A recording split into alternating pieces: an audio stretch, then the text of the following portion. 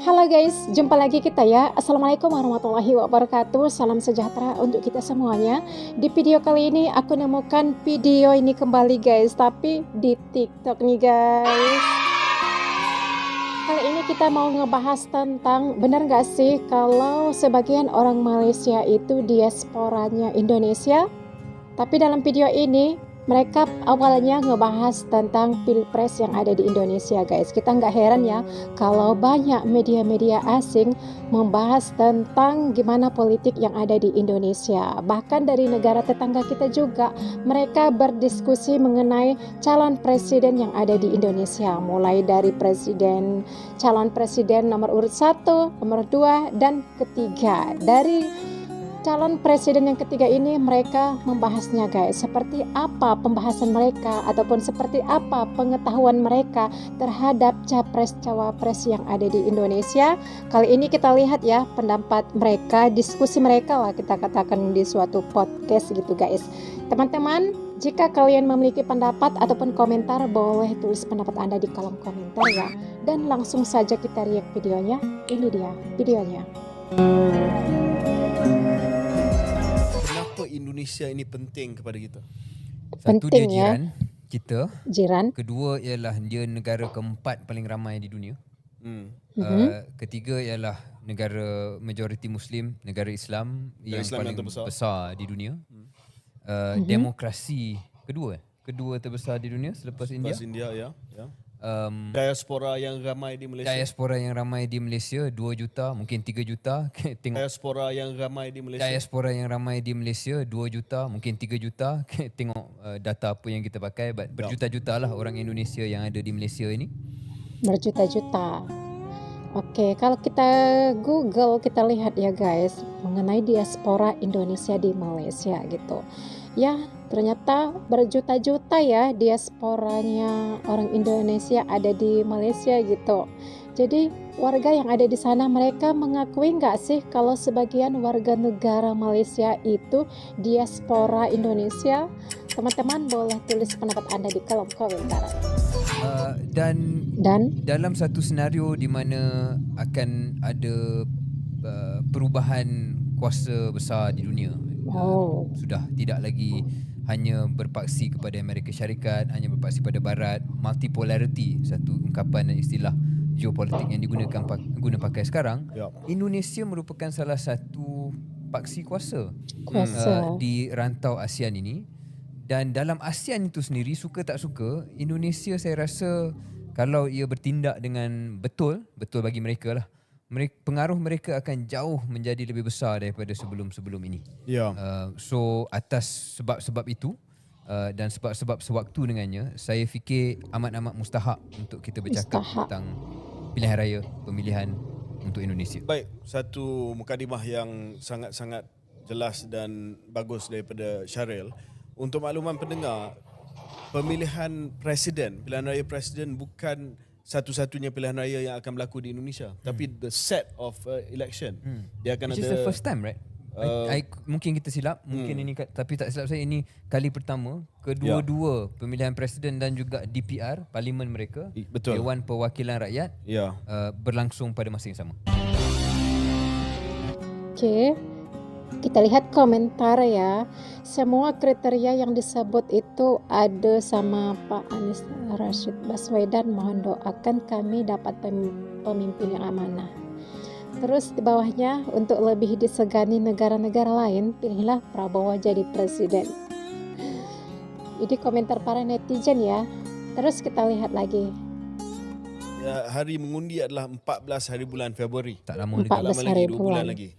Dan tengah leading Prabowo. Prabowo pernah bertanding, kalau tak silap saya, dia pernah bertanding 2 kali. Dia lawan Jokowi 2 kali dan dia tewas kepada Jokowi 2 kali. Dan selepas kali kedua Jokowi lantik dia. Itulah bedanya bahasa kita dengan bahasa mereka ya guys. So ini kali ketiga Prabowo, dan Prabowo calon yang paling berusia lah, yang paling berumur. di kalangan tiga calon ni.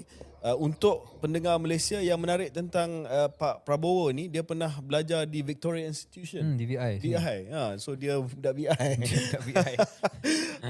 Dan dia orang yang berpengalaman. Saya kenal beliau waktu menjadi Menteri Belia dan Sukan. Bapak Prabowo ni pengerusi kepada Persatuan Silat Sedunia. Pernah datang ke Malaysia pada Sukan SEA. Speaks really good English. Very familiar with government. Dia sebelum menjadi seorang tokoh politik adalah seorang general, seorang panglima komando Kopassus di Indonesia.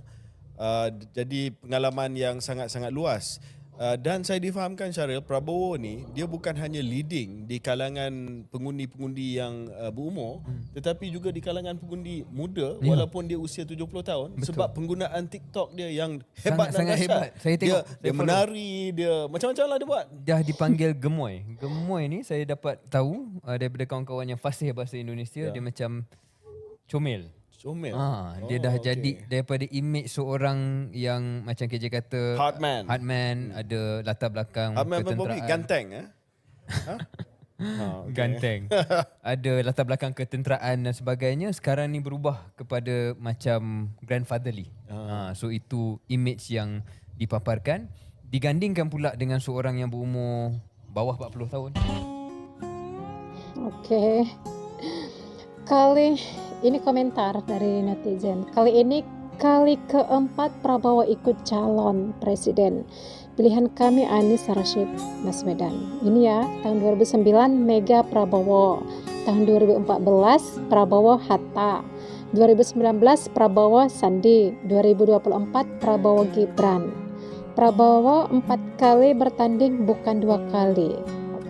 Oke guys. Terus Ya ilah 14% Pak Ganjar. Seperempat aja kagak sampai itu. Cuman beda 4% dari yang masih garuk-garuk kepala, bingung milih siapa. Disclaimer, ini opini gua, buzzer most welcome sini. Gue udah bikin beberapa konten tentang branding capres. Gue cerita tentang Prabowo gemoy gimana, gue dikerubungin buzzer dibilang bela Anies. Dah lo tonton dulu dah buat yang belum dah. Nah ini berita bilang Ganjar kesulitan cari positioning. Ya jelas udah mana kurang gimmick, gak ada gemoy-gemoy. Oke, jadi di politik atau di bisnis itu ada yang namanya positioning. Artinya bakal gue jelasin pakai contoh. Lo tahu nggak kenapa pasta gigi Ciptaden itu kalah sama Pepsodent, Close Up, atau yang masih baru deh, Sensodyne? Bukan soal dia produk kawanan is ya. Oke, coba gua tes, kalian pasti bisa. Pepsodent itu untuk gigi berlubang, Close Up itu untuk nafas segar, Sensodyne itu untuk gigi sensitif. Nah, Ciptaden untuk gigi berlubang. Kalah sama Pepsodent. Nah, sekarang gua tes positioning capres. Prabowo, dia meneruskan Jokowi atau jadi challenger Jokowi? Meneruskan. Nah, Anies jadi penerus Jokowi atau jadi challenger Jokowi? Challenger. Orang dia aja nolak IKN. Nah Ganjar meneruskan, tapi udah kalah brandingan duluan sama Prabowo, kayak Ciptaden sama Pepsodent. Nah itu semua namanya positioning dalam standpoint. Nah coba kita lihat jargon atau gimmicknya deh yang terkenal apa. Prabowo akhir-akhir ini rame sama sentimen dia tentang gemoy-gemoy atau ngasih makan siang setiap hari. Wakilnya lagi kocak, belimbing sayur lah, asam sulfat lah. Nah itu semua positioning yang kuat. Anies Cak Imin lagi rame dia sentimennya tentang data, jargonnya juga aminin aja dulu. Dari 2017